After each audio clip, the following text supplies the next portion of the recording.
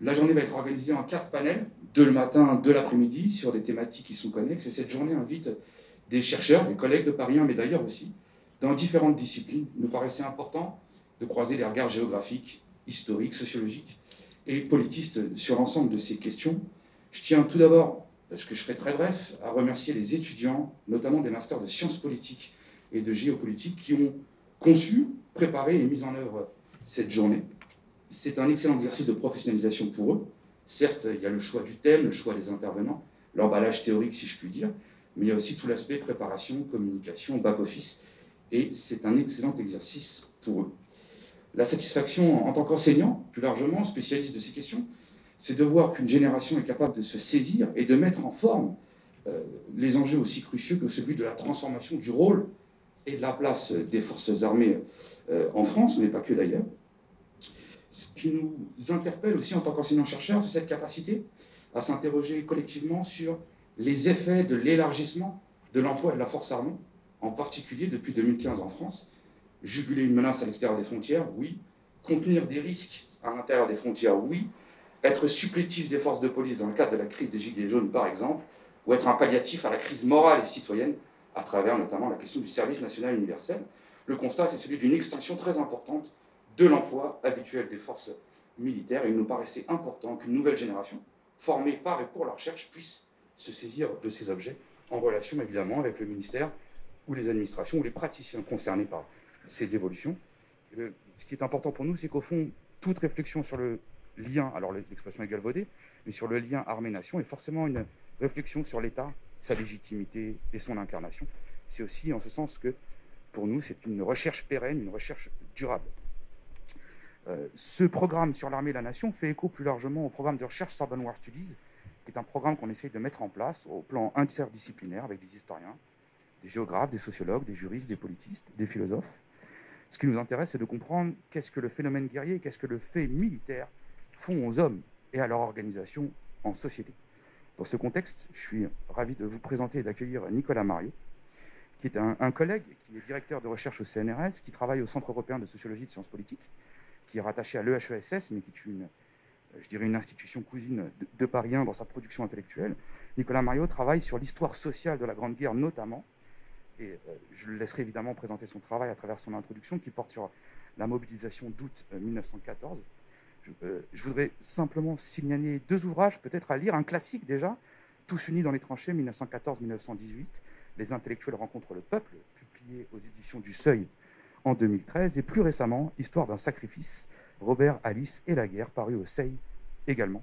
Donc voilà, la finalité de cette journée, c'est vraiment de contribuer, je dirais, à banaliser au plan épistémologique le fait militaire et le phénomène guerrier, ramener ces réflexions dans le giron des sciences sociales et avoir une approche à la fois théorique, conceptuelle et aussi méthodologique, c'est-à-dire questionner les modalités d'enquête sur le monde militaire ou sur les relations entre l'État et l'armée.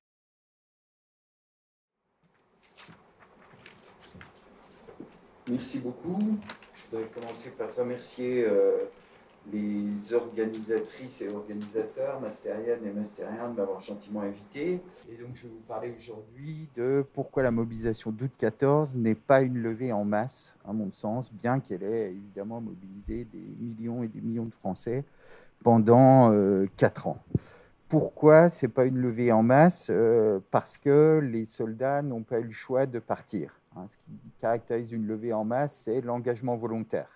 Et ce sur quoi je voudrais essayer de revenir ici, c'est l'immense préparation durant les 40 ans qui ont précédé la guerre, en quoi consistait la mise en place du service militaire obligatoire pour tous, universel seulement depuis 1905, en France, dans la société de la Troisième République, et quelle incidence a eu cette mise en place dans la mobilisation de 14-18, enfin d'août 14. Donc vous savez qu'en général, on présente toujours la mobilisation de 14-18 avec les mêmes éléments. On montre cette affiche, l'ordre de mobilisation générale. On met souvent la photo d'un garde champêtre ou d'un cantonnier qui a son tambour, qui appelle les gens et qui fait comme la lecture de l'ordre de mobilisation générale dans chacun des villages de France. Et puis il manque une photo, j'aurais pu rajouter ici le clocher d'une église, puisqu'on évoque le tocsin qui a sonné pour annoncer la mobilisation générale en même temps dans toutes les communes de France, toute fin juillet 1914. On se trompe, à mon avis, en mobilisant ces éléments communautaires ou collectifs pour caractériser ce qu'a été la mobilisation de 14. Pourquoi ? Parce qu'on ne comprend pas qu'elle a été avant tout, si on s'en tient à ces éléments collectifs ou communautaires, on pourrait dire traditionnels de mobilisation, qui étaient déjà ceux qui existaient dans les siècles précédents. Évidemment, ils ont été mobilisés en août 14, mais ce ne sont pas ces éléments-là qui permettent d'expliquer, je crois, l'efficacité, l'extrême réussite de cette mobilisation qui s'est passée, on va le voir, sans problème, en quelque sorte en douceur, en quelques jours. 2,9 millions de soldats ont été amenés au front sans trop de problèmes. Et c'est ce mystère-là que je voudrais essayer d'expliquer. Pour le comprendre, il faut s'intéresser non pas, je crois, aux éléments que j'ai montrés précédemment, l'affiche, le cantonnier qui appelle les gens, etc., mais au papier des conscrits eux-mêmes. Et c'est ça qui est important ici. Le fascicule de mobilisation rangé dans le livret militaire que chaque soldat, avant 14, chaque soldat de la Troisième République devait porter sur lui, garder sur lui, y compris évidemment quand il était libéré des obligations militaires elles-mêmes, c'est-à-dire des 2 ou 3 ans qui passaient en caserne, plus les périodes de rappel, les fameux 28 jours, etc. etc. Vous savez que les soldats se remettaient, et j'y reviendrai assez longuement, entre les mains de l'État pour 20 ans. À 20 ans et pour 20 ans, même pas pendant certaines lois militaires, pendant 28 ans exactement, jusqu'à l'âge de 48 ans au maximum, ils se remettaient entre les mains de l'État, c'est-à-dire qu'ils étaient rappelables à tout moment. On dit disponible pour servir l'État. Et donc ces papiers sont les premiers papiers d'identité qu'ont connus les Français, bien avant la mise en place de la carte d'identité. Donc vous voyez, ici, on a le cas de Joseph Boisard, domicilié à Fenouillet en Vendée, mais on pourrait en donner plein, classe 1909, donc il a 20 ans cette année-là, matricule 1366, numéro 77 au contrôle spécial, enregistré au régiment d'infanterie de La Rochelle, numéro 04874 au répertoire du corps, 2e bataillon, 8e compagnie. Et vous voyez ce que lui prescrit, son ordre de mobilisation. En cas de mobilisation, le porteur du présent ordre se mettra en route sans attendre aucune notification individuelle. Sans attendre aucune notification individuelle, c'est ça qui est important. Et en se conformant aux prescriptions suivantes. Ce militaire voyagera gratuitement par chemin de fer, il emportera de chez lui des vivres pour 1 jour ou X jours selon la durée du voyage. Il se présentera, porteur du présent titre, à la gare de 1-1 le 2e jour de mobilisation avant 8 heures du matin et sera tenu de prendre le train qui lui sera indiqué par le chef de gare. Il descendra du train à la gare de La Rochelle et se mettra aussitôt à disposition du poste de police qui le fera diriger sur son corps, caserne Renaudin, signé le commandant du bureau de recrutement. Donc vous voyez ici, chaque citoyen savait donc, bien avant la guerre et la mobilisation, sans aucune place pour le doute ou l'improvisation, ce qu'il devait faire très précisément en cas de rappel à l'activité.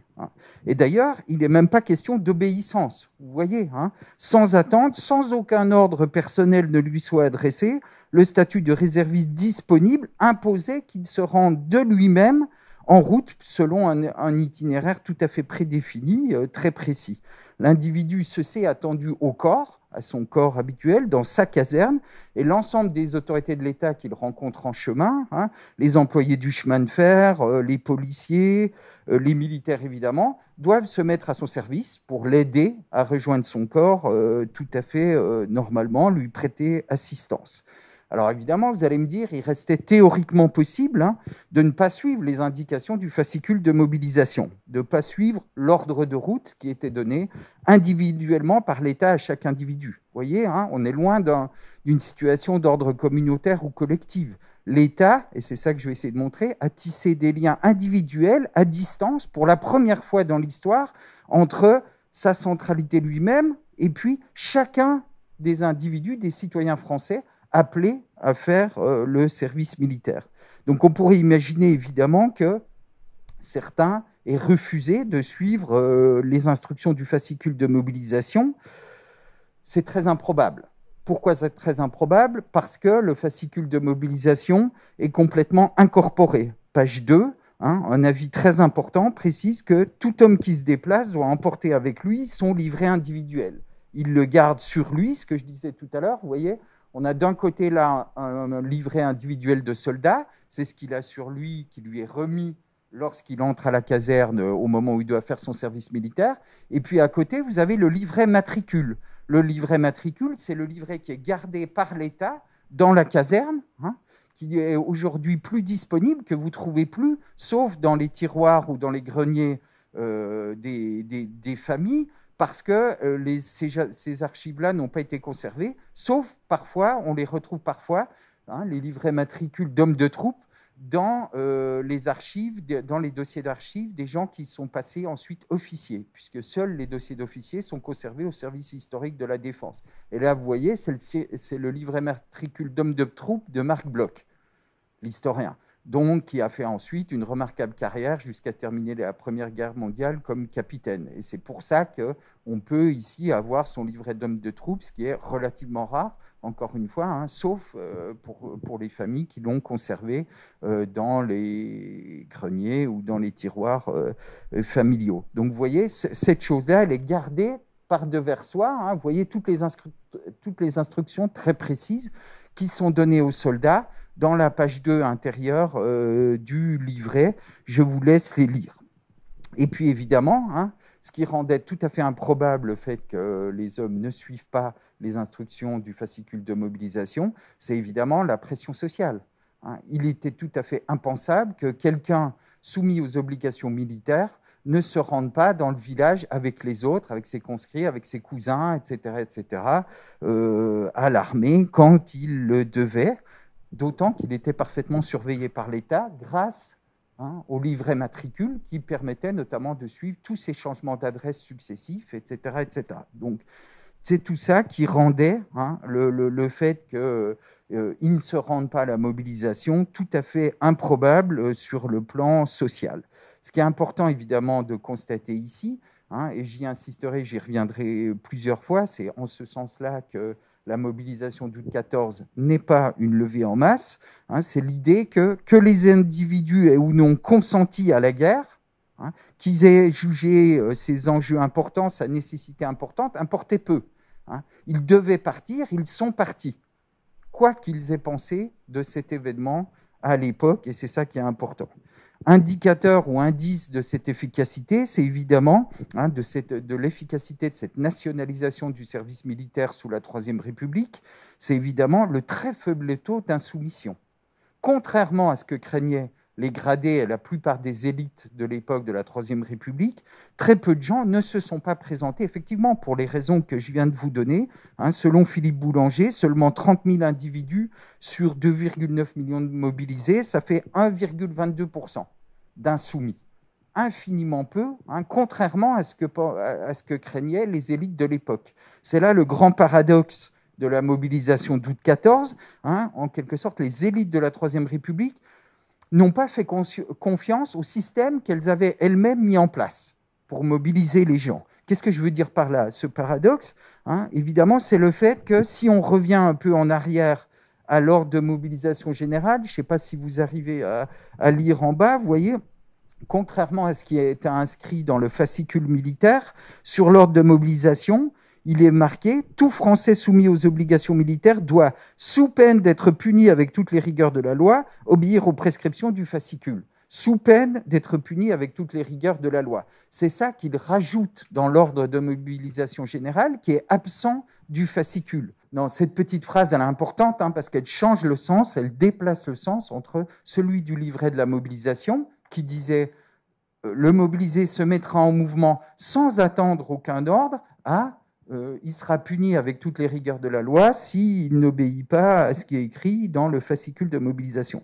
Et puis surtout, autre indice du paradoxe, c'est évidemment la violence très grande avec laquelle les autorités militaires ont répondu à la mobilisation, avec les fusillés pour l'exemple. Vous savez qu'ils ont fait preuve d'une dureté, d'une sévérité extrême pour toute défaillance en première ligne, et c'est pour ça que la plupart des fusillés pour l'exemple ne sont pas fusillés après les mutineries, par exemple, comme ce qu'on a beaucoup entendu, etc., mais dans les toutes premières semaines et mois de la guerre, pendant la guerre de mouvement. C'est là qu'on a la répression la plus dure, parce que les gradés pensaient, l'état-major craignait qu'il y ait effectivement des refus, des résistances, des insoumissions beaucoup trop importantes. Ça n'a pas été le cas. Et puis, dernier indice important qu'il faut avoir en tête, c'est que la plupart des élites de l'époque, eux, estiment faire beaucoup plus que simplement obéir aux fascicules de mobilisation. Eux partent en tête, les Genevois, les Péguy, et tout milieu politique confondu, Léon Werth, qu'on peut considérer être à l'époque un militant d'extrême gauche, part avec les mêmes idéaux qu'un Charles Péguy, qu'un Genevois, et que tous ces jeunes normaliens qui sont partis en 14 avec en tête les idéaux du canon de Valmy et de la levée en masse, justement. Ils ont vécu leur mobilisation comme un élan volontaire et pas du tout comme une simple obéissance aux fascicules de mobilisation. Alors pour comprendre tout ça, il faudrait ici revenir sur le long processus de nationalisation de la société française depuis la Troisième République, nationalisation d'abord administrative avec une monnaie unique, le code civil, l'unification des poids et mesures. Bon, je n'ai pas du tout le temps d'y insister. Ensuite, une unification horizontale, chemin de fer et télégraphe au long du XIXe siècle, qui unit entre elles les élites provinciales, mais encore sans lien entre les élites et les classes populaires. Et puis enfin, sous la Troisième République seulement, une unification verticale qui établit des liens justement entre le bas et le haut, entre les classes populaires et le gouvernement, avec évidemment le droit de vote, l'école publique obligatoire pour tous, et puis centralement le service militaire avec ces trois grandes lois sur lesquelles je devrais revenir, mais je n'ai absolument pas le temps de le faire là encore, 1872, 1889, qui lie service militaire et nationalité française, et puis 1905, universalisation du service pour tous, pour la première fois, tout le monde fait le même service de la même durée, 2 ans, etc., etc. Bon, la seule chose que j'ai absolument pas le temps de m'y attarder, la seule chose que je voudrais que vous reteniez ici, c'est qu'évidemment à l'époque, on n'est pas encore dans le système qu'on connaît aujourd'hui d'un équilibre relatif des droits et des devoirs du citoyen. Beaucoup plus que des ayants droit. Aujourd'hui, on est des ayants droit. On a des devoirs, mais de payer ses impôts, etc. Mais on a aussi beaucoup de droits, dont des droits, sécurité sociale, tout ce que vous voulez, ce qu'on appelle globalement l'État-providence. Évidemment, tout ça n'existe pas au début de la Troisième République. Les citoyens sont d'abord des ayants devoir, on pourrait dire. Et l'apprentissage de la nation se fait essentiellement sous le mode du devoir, sous un mode relativement coercitif, dans lequel le service militaire prend le premier rang, le premier plan. Alors, je n'ai pas le temps de m'y arrêter, je vais simplement ici illustrer les conséquences de ce processus de nationalisation, que j'ai résumé beaucoup trop rapidement là, pour la mobilisation de 14, en choisissant 2 cas que je vais choisir, non 2 individus, que je vais choisir pas du tout pour leur représentativité, je ne dis pas du tout qu'ils sont représentatifs des poilus de 14-18, mais parce qu'ils incarnent, on pourrait dire, 2 pôles extrêmes, au contraire, sur le continuum d'engagement des gens qui sont mobilisés pendant les 4 ans. D'un côté, Robert Hertz, donc, sur lequel j'ai beaucoup travaillé, un normalien, rentier, socialiste, élève d'Émile Durkheim, sociologue donc, qui part, à l'instar, je vous le disais tout à l'heure, de ses autres collègues et confrères normaliens, qui part avec Valmy au cœur, le souvenir de la Révolution française, etc., etc., vraiment qui vit sa mobilisation sur un mode extrêmement patriotique, extrêmement enflammé, exalté. Et puis de l'autre côté, Alphonse Leral, un paysan qui gère en locature 20 hectares de terre dans le Berry. Alors les deux sont assez comparables par certains points de vue et pas du tout par d'autres. Ils sont tous les deux mariés, ils ont tous les deux un enfant, ils ont longuement raconté leur guerre, c'est pour ça qu'on peut savoir plein de choses sur eux, grâce à leurs lettres, aux lettres qu'ils ont écrites à leurs femmes. Dans les 2 cas, 1 millier de lettres. Ce sont des correspondances énormes, presque 1 millier de lettres pour Robert Hertz, qui meurt pourtant très tôt, dès avril 1915, 1200 lettres pour Alphonse Leral, qu'il envoie à sa femme dans le Berry. Tous les deux lisent les journaux, on le sait grâce à leurs lettres, même si Alphonse n'a fait que 7 ans d'école primaire, on n'est pas sûr qu'il ait de certificat d'études, contrairement à sa femme. Et Robert et Alice Hertz, eux, font partie de la toute petite minorité de l'époque qui a le baccalauréat. 2% d'une classe d'âge chez les hommes. Hein, à peu près 7000 garçons chaque année ont le baccalauréat sur 300 000 conscrits. Et encore beaucoup moins de femmes, évidemment, environ 700 par an. Donc vous voyez, il fait partie de cette toute petite élite, très minoritaire à l'époque, avant 1914, qui fait des études supérieures. Bref, il n'y a à peu près rien de commun, vous le voyez, socialement et scolairement, entre les deux hommes. Et pourtant, ils sont concitoyens, hein, quand sonne la mobilisation de 14. Qu'est-ce qui fait d'eux des concitoyens? C'est essentiellement le service militaire. Guère plus, à vrai dire, on peut penser dans la société française de la Belle Époque. Hein. Chacun d'eux s'est remis pour 20 ans dans les mains de l'État et peut à tout moment être rappelé à l'activité. Tous les deux ont exactement le même fascicule de mobilisation dans leur poche, après l'année de service qu'ils ont fait. Alors, je ne peux pas rentrer dans le détail, hein, ils ont fait une seule année de service pour des raisons diverses chacun d'eux, en 1899 et en 1904, des périodes de rappel. Ils ont eu tous les deux leur certificat de bonne conduite à la fin du service militaire. Ils ont ces papiers sur eux. Bref, la seule manière par laquelle l'État à coloniser leur monde vécu, hein, c'est ça la nationalisation des individus. C'est comment l'État en vient petit à petit à coloniser votre quotidien, à coloniser votre monde vécu. La formule est d'Habermas. Hein. Et ben, je crois qu'elle marche très bien ici. Cette première forme de colonisation du monde vécu des individus, des citoyens, elle se fait par le service militaire, avec les pièces d'identité que je vous ai présentées. Et puis pour Alphonse Léral, avec pour la première fois une allocation qui est versée à sa famille, vous voyez, hein, devoir contre droit. On obtient une allocation quand on part au service militaire à partir de 1905, c'est-à-dire à partir du moment où le service devient universel. Puisqu'il est universel, alors on met en place des droits. Chaque fois pour compenser le fait qu'Alphonse ne peut plus travailler au champ pendant le temps qu'il est au service militaire. Donc vous voyez, la première forme, on pourrait dire, d'allocation versée par l'État en France, c'est ça. Hein, c'est une allocation militaire en échange du départ, avant même la loi sur les retraites ouvrières et paysannes, qui est votée en 1910 seulement, et qui sera mise en place, en fait, bien après la guerre et pas avant.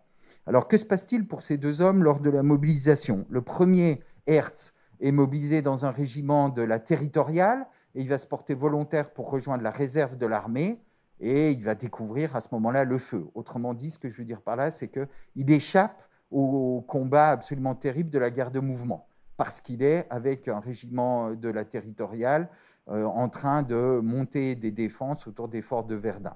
À l'inverse, Alphonse Léral, lui, est mobilisé tout au long de la guerre. Il meurt en octobre 1918, le pauvre, juste avant la fin. Il est mobilisé dans un régiment d'élite, dans un régiment de zouaves, et il fait toute la guerre dans ce régiment. Alors, je vais vous montrer ce qu'écrit Alphonse Léral, quelques petits extraits typiques du fatalisme avec lequel les classes populaires, la plupart du temps, vivent et écrivent la Grande Guerre. Hein. Donc, vous voyez, je vous laisse lire ce qu'il raconte. En gros, il subit, hein, et il explique qu'on n'a pas d'autre choix, qu'il faut faire contre mauvaise fortune bon cœur, lorsqu'il faut marcher, il faut bien marcher, il faut prendre le temps comme il vient, etc. etc. Hein, ce sont des formules absolument typiques qu'on retrouve dans la plupart des témoignages populaires de la Grande Guerre. Il écrit tout ça, et vous voyez ce qu'il dit, des speeches dégradés. Hein. Il ne dit pas un mot de leur contenu. Vous voyez comment il écrit? Ils nous disent des speeches. Bon, il en a régulièrement, donc les speeches, c'est les grands discours patriotiques pour expliquer pourquoi il faut y aller, pourquoi il faut monter à l'assaut, etc. etc. Hein, et lui, comme beaucoup d'autres soldats, il dit moi, je crains beaucoup quand ils nous font des speeches parce que non seulement, manifestement, ça ne m'intéresse pas beaucoup, mais en plus, c'est le signe qu'on va devoir bientôt attaquer. Hein. C'est un indice du fait qu'il est probable que, puisqu'ils nous font des speeches, on va devoir monter à l'assaut très rapidement. Donc, vous voyez, hein, je ne crois pas que le coup de chien soit loin. Bon, il raconte ça. Ce qui m'intéresse ici, c'est de comparer ce qu'il dit là, ce qu'il vient de dire, où vous voyez, il revient de permission et il dit « Me voilà encore rendu dans ce sale métier ». Pour lui, la guerre, c'est un métier qu'il faut faire, on n'a pas le choix, hein, et il y a très très peu de place pour l'élan patriote. Alors peut-être est-il relativement extrême en ce sens-là, Je ne crois pas complètement, hein, mais effectivement, c'est très poussé chez lui. Sur 1200 lettres, je vous le disais, le mot devoir n'apparaît absolument jamais. Le mot patrie apparaît une seule fois dans les 1100 lettres. Et puis, le mot république, à 3 reprises seulement. Je vais avoir fini incessamment. À 3 reprises seulement, mais c'est pour évoquer la visite du président Poincaré dans les tranchées, pas du tout sur un mode exalté. Je vais conclure provisoirement ici. Manifestement, je pourrais le montrer plus en détail, Alphonse Le Ral ne croit pas à la guerre. Et pourtant, ça n'enlève rien à son statut de soldat et aux obligations afférentes. L'accès à la citoyenneté, pour lui, a fait de lui un défenseur obligé de la République. Son identité de Français lui impose des devoirs auxquels il n'a d'autre possibilité que de se soumettre. Puisque qu'est-ce que ça voudrait dire refuser de ses devoirs? Ça voudrait dire tout simplement s'exclure de la communauté nationale. Un choix qui, sauf à tenter un improbable exil, évidemment, paysan du Berrichon, il ne va pas se dire « tiens, je vais partir à l'autre bout du monde pour me planquer et éviter la mobilisation ». Donc un choix qui n'en est pas un. Le fait est que le choix de ne pas se soumettre était largement absent. J'insiste là-dessus pour vous dire que peut-être que l'instituteur d'Alphonse Le Ral lui avait lu les cours d'Ernest Lavis, le manuel d'Ernest Lavis, les manuels d'Ernest Lavis, l'instituteur national, celui qui... enfin oui, non, je n'ai pas le temps, pardon, je vais manger mon temps si je me mets à faire des parenthèses. Et qui avait écrit plein de manuels de la Troisième République, restés très célèbres, dans lesquels on préparait les jeunes élèves, effectivement, à ce que devait être la guerre, la mobilisation nationale. Donc vous voyez ici, il écrit « Tous les Français sont vraiment égaux devant la loi. Ils doivent tous à la patrie le service militaire. L'égalité devant la loi implique le devoir, mais ce qui est demandé, c'est beaucoup moins le sacrifice que le devoir. On ne demande pas un sacrifice, on demande simplement un devoir. Et c'est beaucoup plus clair dans une de ces autres leçons, toujours du même Ernest Lavis. Vous voyez ce qu'il explique. Nous avons été vaincus en 1870 parce que beaucoup de Français croyaient qu'il n'est pas besoin d'apprendre le métier de soldat. Il disait qu'un Français serait toujours bien capable de bien défendre son pays, pourvu qu'il l'aimât bien et fût décidé à lui faire le sacrifice de sa vie. Donc vous voyez, là, c'est l'engagement sur un mode héroïque, l'engagement sur le mode levé en masse. C'est l'élan du cœur qui nous amènera à vaincre. Et Lavis dit explicitement, on se trompe en pensant ça. Mais les Allemands aiment leur pays autant que nous aimons le nôtre. Ils sont aussi patriotes que nous. Donc si on s'en remet seulement au patriotisme, on va nulle part. C'est pas ça qui est demandé dans une armée de conscription aux soldats. D'accord ? Et il continue. Eux sont soldats depuis plusieurs années. Pendant ce temps-là, ils apprennent à manier les armes, à exécuter les manœuvres, ils s'endurcissent à la fatigue, ils s'habituent à la discipline. Nos désastres nous enseignent que pour être un soldat, il faut apprendre à l'être et accomplir avec exactitude et dévouement les devoirs imposés par la loi militaire. Donc vous voyez, ici, il n'est pas du tout question d'élan volontaire, de se lancer avec le cœur plein d'idéaux, etc., etc. Il est demandé, beaucoup moins que le sacrifice, l'exercice du devoir, et je crois qu'il n'est pas du tout indifférent que ce soit dans un manuel précisément destiné aux classes populaires que l'on retrouve ce type de ligne. J'ajoute enfin, et c'est extrêmement important, que si Alphonse Le Ral ne croit pas à la guerre, ça n'enlève en rien le fait que c'est un excellent soldat, un excellent combattant, compétent et courageux, que ses chefs récompensent et reconnaissent comme tel.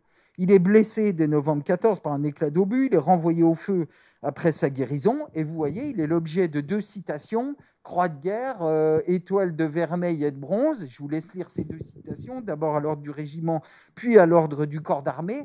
Bref, c'est un remarquable soldat, encore une fois, qui fait toute la guerre dans une unité d'élite. Et pourtant, il ne dit mot des questions de devoir, etc., etc. C'est ça qui m'intéresse ici tout particulièrement, et qui explique le fait que lui ne va à la guerre sans avoir besoin pour autant d'exprimer constamment des idéaux, de renvoyer la levée en masse à Valmy, etc. Pour Robert Hertz, et j'en termine là, c'est tout l'inverse. Lui fait justement les speeches. Bon, son supérieur hiérarchique va lui demander d'écrire plusieurs fois des grands discours de mobilisation pour monter à l'assaut. Ces lettres regorgent d'un lyrisme patriotique constant, d'une exaltation absolument folle. Bon, là, je vous y renvoie, je n'ai pas du tout le temps de m'y arrêter. Il vit la guerre non pas du tout comme un métier, comme le fait Alphonse Le Ral, mais comme un sacerdoce ou un plébiscite de tous les jours, pour parler comme Renan. Donc, en ce sens-là, et il considère d'ailleurs, il est simple sergent, Hertz, que les hommes qu'il a sous ses ordres ressemblent beaucoup aux cultivateurs berrichons. Et d'ailleurs, il leur fait la leçon en leur lisant des grandes pages du manifeste socialiste par lequel les socialistes votent les crédits de guerre au Parlement. Et puis, il leur lit des pages de Berès et aussi du Lavis. Non pas le manuel que je vous ai lu, mais les grands articles exaltés qu'écrit Ernest Lavis en août 1914. Là encore, il est extrêmement déçu parce que ces hommes détournent la tête quand il leur lit ça au matin du 1er janvier 1915. Il écrit à sa femme « Rien de tout cela ne m'a paru mordre ». Donc vous voyez effectivement à quel point il décrit une guerre qui n'a rien à voir avec celle d'Alphonse Le Ral. Et je suis obligé de m'arrêter là en concluant, vous voyez, qu'il me semble fondamentalement que la Grande Guerre, la guerre de 14-18, n'a rien à voir avec ses devancières. Précisément parce qu'on n'est plus du tout dans le cadre d'une armée de métier et qu'on n'est pas du tout non plus dans le cadre d'une levée en masse, reposant sur le volontariat, l'engagement militaire. On est cette fois, l'engagement volontaire, pardon. On est cette fois dans le cadre d'une armée de conscription qui mobilise sur des registres entièrement différents et qui, je crois, a fait la preuve de son efficacité pendant la guerre de 14-18 et à minima en tout cas en août lorsqu'il a fallu envoyer au front plusieurs millions d'hommes en quelques jours. Je vous remercie.